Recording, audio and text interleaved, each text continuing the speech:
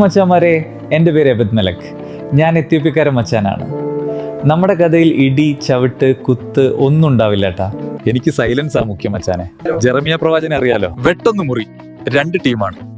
പറയാനുള്ളത് ഏത് കൊലക്കൊമ്പനാണേലും മുഖത്ത് നോക്കി പറയും.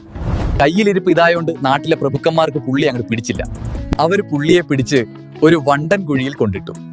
വെറും കുഴിയല്ല മക്കളെ, കാൽ താഴ്ന്നു പോകുന്ന ഒടുക്കത്തെ ചെളി, അതാണ് ഹൈലൈറ്റ്. ജെറമിയ അവിടെ കിടന്ന് ശ്വാസം മുട്ടി തീരാറായ അവസ്ഥ. എല്ലാവരും പേടിച്ച് മാറി നിന്നപ്പോ ഞാൻ നേരെ രാജാവിന്റെ അടുത്തേക്ക് വിട്ടു കാര്യം പറഞ്ഞു. രാജാവ് ചെയ്യുന്നത് തെറ്റാണെന്ന് മുഖത്ത് നോക്കി പറഞ്ഞു. രാജാവ് സമ്മതിച്ചു. പുള്ളിക്ക് കൂടെ 30 പേരെയും കൊടുത്തു.